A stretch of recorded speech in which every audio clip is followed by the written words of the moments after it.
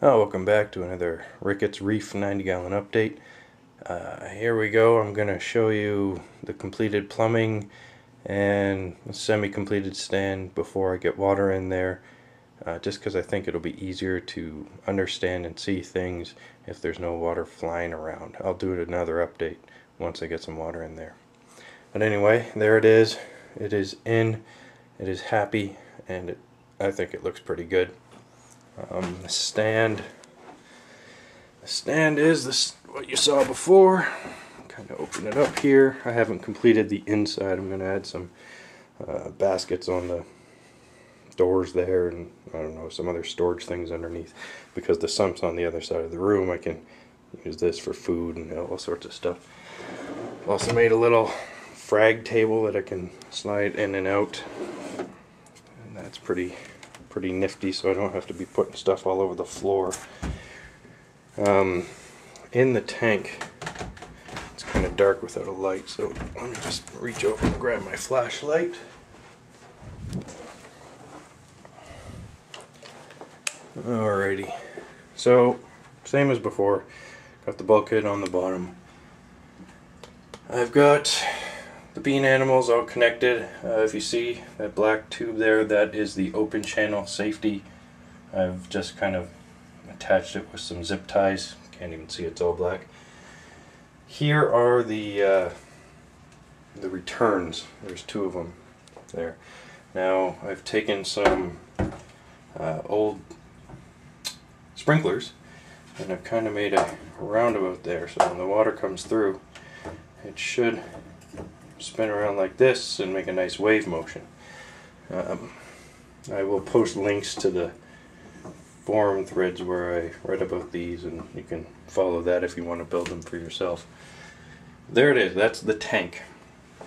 So the water will come up over this coast-to-coast overflow into there, through this one first, which will be the full siphon, then into this one, which will be the open channel that can turn into a full siphon once that John Geist tubing is submerged. And there's the emergency drain, which hopefully doesn't get used very often. And I'll go in the other room and show you what happens on the other side. So, sorry for the mess, but you know, I'm still kind of working on this fish room area here in the basement. I have a nice laundry sink I just put in so I can do all my washing and whatnot. I got an RODI unit, which I will connect this big long tube to, and it will go over down inside those two containers there. One will be fresh water for auto top off, the other one will probably be a salt mix bucket. But anyway, onto the tank plumbing. So here we are. We've got, this is the full siphon. As you notice, it's got a ball valve and the others don't. You can check out the information on a bean animal overflow and see why that's only required on the one of them. Middle one is the emergency. The right one is the open channel with the John Geist on top, or John Guest tubing, whatever it's called. I keep calling it Geist. Anyway, so they all flow down over here into the sump that I just made last night. So I haven't tried this sump out. It's kind of hard to see. It's pretty cramped in here. There's not a lot of room to maneuver. So they come down and they go into those three holes there. Since the emergency doesn't get used a lot, I didn't put a filter sock on it, but I put a filter sock on the open channel and the full siphon. I just made a little acrylic shelf that those can be held onto. Okay, so the water goes through there, comes out, gets pulled into the skimmer. Just change sides here. Gets pulled into the skimmer over there. Water gets skimmed, comes out the drain pipe there, goes over this first channel like so, into here. I think I'll have live rock, through the bubble trap, comes over here. If you notice, I made a groove here so it's lower there. What I want to happen is I want the water to flow first right into here, right into this section, and that's where I'll have my carbon and GFO media for the final cleaning. And then it gets pumped up through the pump, through that hose. Okay, I'll just show you a fish, just my regular nano. Back through the wall into the tank.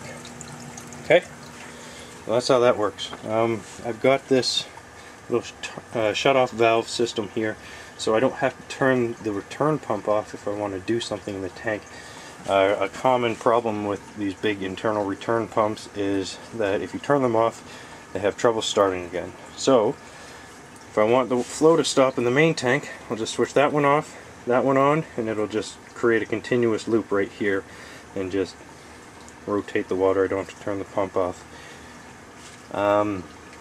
What else? Heaters. I'll probably throw a couple heaters there and a couple heaters there. And that's about it for the sump. But yeah, I call it the ocean pearl because everything's all white. If you notice, I had to take the braces off this breeder tank and I made a PVC brace around the outside. Those top parts can actually pop off if I need to, but I don't. Everything seems to fit.